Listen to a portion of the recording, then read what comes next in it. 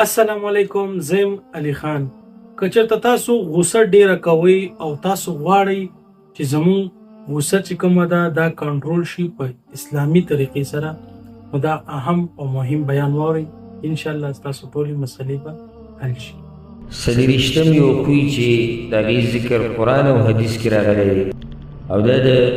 اوچت مؤمن یو لوی صفت دی او د درنو خلکو خوی دی او دا صرف په اسلام کې نه، د اسلام د راتلو نه مخکې د جاهلیت په زمانه کې هم دا د درنو خلکو خوی او چې کله اسلام راغی نو دغه خبرې هغه وزن ښه ډېر شو، ځکه چې الله د الله پیغمبر هم په هغې باندې خبره وکړه او هغې ته په عربي کې ویل کېږي کظم الغیظ، غوسه پټول یا غوسه سکل یا غوسه په کنټرول او په قابو کې ساتل. دا د مؤمن شان دی. غوسه بهر ته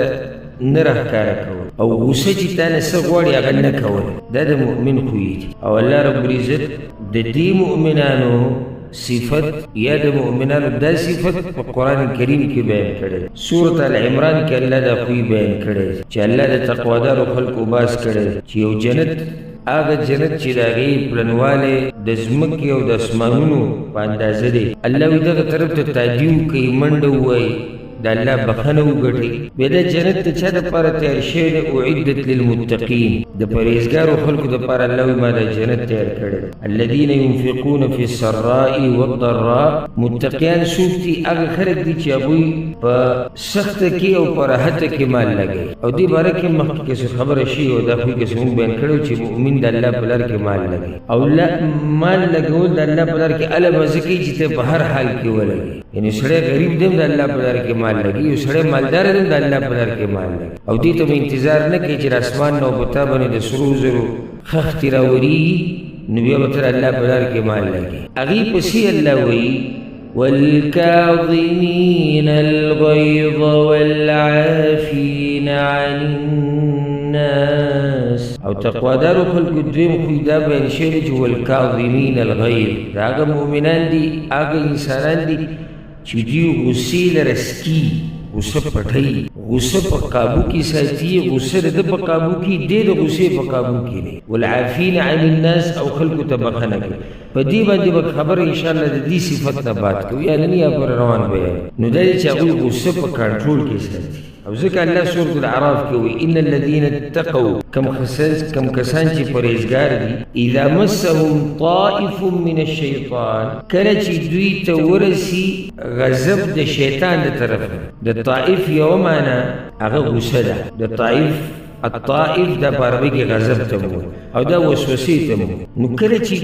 د تقوادارو خلکو له غوسه وشي او غوسه به لازم ورځي، دا خو انسان یعنې داسې نه شي کېدی چې یو سړی د وایي چې یاره تقوادار سړی د هغه د سره غوسه کېږي نه، غوسه لازم سړي له ورځي. کله چې دوی ته غوسه ورسي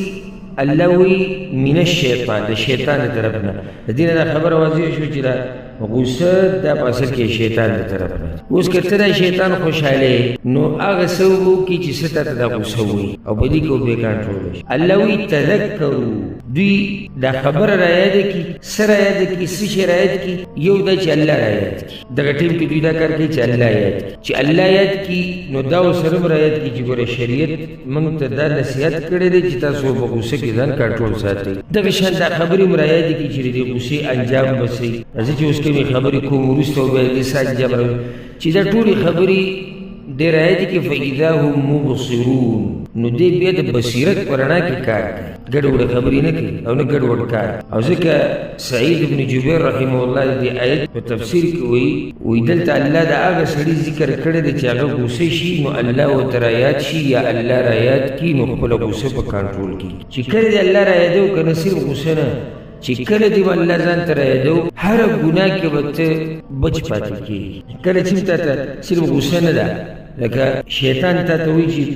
فحاشۍ ته وګوره او تا ته الله را یاد شو، یا دې الله را یاد ته به دې نه بچ، یا دوکه ورکړه الله تا ته را یاد شو، دروغ ووایه الله راته را یاد شو، ظلم وکړه الله راته را یاد شو، قتل وکړه الله راته را یاد شو، او داسې پسې بیا ځه مونځ پرې د الله را یاد شو عبادت پرې د الله را چې کله دې ځان ته الله را یادو نو د ګناهونو به الله ساتي دا نن سبا چې را خلک ګناهونو کې پراته دي اکثر دوی نه خپل رب هېر شوی او که چېرته موږ معمولي توجه دې خبرې له ورکړی که نه چې الله ماته ګوري او الله زما اوري نو زموږ دا ژوند به ټول برابر شي خو دا خبره زموږ صرف په ژبه باندې پاتې شوې ده چې الله معیني او الله زما اوري دا صرف په ژبه باندې دا سړی دا چې وایي الله معیني او الله زما اوري د ګناه په ټیم کې درته ووایي اوس دې الله نه نیسي یا اوس الله ستا نه اوري معنی چې دا خبره ستا زړه ته نه صحیح نه ده کوزی شي صرف د ژبې په سر لګي دا مؤمنان چې کله دوی له غوسه ورشي دوی خپل رب را یاد کړي چې رب را یاد کړي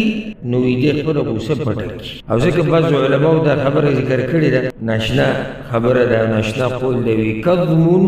يتردد في حلقي أحب إلي من نقص أجده في خلقي یو غوسه چې زما په مرۍ کې تاویږي را تاویږي او زه یې راویستی نشم دا زما خوښه ده د دې نه چې زما په اخلاقو کې کمی راشي غوسه راښکاره کول او بیا چې هغه تا ته څه وي هغه کول دا په اخلاقو کې کمی دی دا دروند خوی خو نه دی که نو د دې نه ښه دا ده چې ته دا غوسه وڅکې پټه یې کړې دننه یې وساتې چې اخلاقو کې دې کمی ښکاره نه شي د دنیا یو هوښیار هم تا ته دا نه وایي هوښیار مو سره ووایي معنی دا که دې خلاف وي هغه به صحیح قمقل د دنیا یو هوښیار د دې خبرې صفت نه کوي چې فلانې چې غوسه شي نو چې بیا څه کوي هغه کولی شي د دې څوک صفت نه کوي او د دنیا هر هوښیار به د دې خبرې صفت کوي چې فلانې دومره با اخلاقه سنجیده اوچت کردار والا دی چې غوسه وله ورشي په غوسه کې هم خبرې هر څه په کنټرول دا باسي سړي ته وایي که نه چې بړه دا پرېږده پلانې ماف کا او د سره نرمې خبرې کوو دې ټیم کې خلک دا کوي دې ټیم کې خلک دا کوي دې ته اوچت اخلاقو ته نه رابلي دې ته سپکو سپورو ته رابلي که هغه پلار دی که هغه تره دی که هغه دوست دی که هغه مشر دی که هغه کشر اوچت خوی دا دی چې ته غوسه په کنټرول کې وساتي کظم الغیظ دې ته په عربۍ کې وایي الکظم چې دی که دا په عربۍ کې په اصل کې یو شي بندولو ته وایي نو په اصل کې دې سړي دا غوسه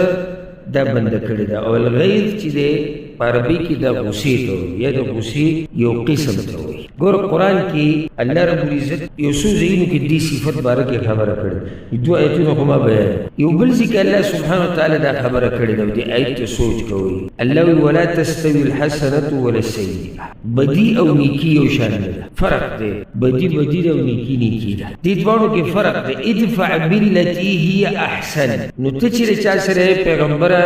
معامله کې نو په ښایسته طریقې سره وکړه اگر کاغه تا سره بد کې د بدو جواب د په بدو کې نه ادفع بالتي هي احسن ته جواب په ښایسته طریقې سره کوه خصوصا یعنی دا دغه تربیت خصوصا د علماو او د دعاتو ځکه چې عالم او داعي د دین بیانونکي د سره قسم خلک ملوي او په دغه قسمه قسم خلک خبرې کوي مناسب د سرداري چې جواب کوي جواب په ښایسته طریقې سره بیا او تعالی فاذا الذي بينك وبينه عداوه كانه ولي حميم کې دې شی وخت دې راشي پیغمبر د استا چې چا سره دښمنی نه دی بس تاسو وګورئ نو ته د بدو جواب په خو سره مخکې الله دا خبره کړې ده وما يلقاها إلا الذين صبروا وما يلقاها إلا ذو حظ عظيم الله وی دا خوی نمیلویږي مگر هغه چاته چې صبر کړي او الله وی دا خوی نرسي مگر هغه چا په قسمت چې هغه د لوی برخه خاوري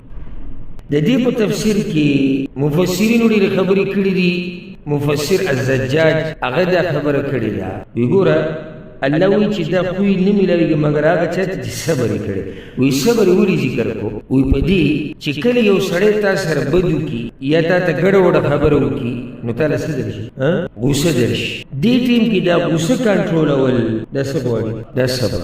نو ځکه الله دې ته وی چې چا صبر بغیر د صبر نه دا خوی ته په ځان کې نشي راوست یعنی کې یو سړی دا وی چې زه کوشش تا کوم چې د الله په دې خبره عمل وکم او د بدو جواب بخور کو خو صبر نه کیږي وبکی وی نور کولای شي خو صبر نه کیږي موږ وایو چې صبر د نه کیږي ته هیڅ نشي کولای ځکه چې بنیاد صبر دی غوسه څه ته وایي غوسه د غوسې تعریف دا د علماو دې تعریف کړی دی الحراره التي يجدها الإنسان من فوران دم قلبه وآغا گرمایش چې انسان محسوسي د دې وینې د تیزېدو د لاسه دا زړه د وینې څومره تیزه ولي او بیا په دې رګونو کې څومره تیزه چلي دې سره دا بدن سم ګرم شي دې ته غوسه دا بغیر د صبر نه کېږي چې ته دا ګرمایش راکم کېدی نه شي چې سړی د صبر نه کوي او غیر دا ګرمایش د بدن دا راکم نو یو طرف ته ګرمایش د وینې د زړه دړکن تیزېده ورسره شیطان پیری شیطان هغه ته راګرموي ورسره انسانانو کې چې کوم شیطانان دي هغه هم ته راګرموي د جاهلیت ته غیرت خبرې ته مخې ته راځي دا هر څه کنټرولول رب العالمین څه ناشنا خبره کړې ده دا د لویې برخې خاوند په نصیب رسي لویې برخې خاوند چې نه کړ نو په دې عمل نشي کولی دومره خبرې په کنټرول کې راوسته او صبر کول اسان کار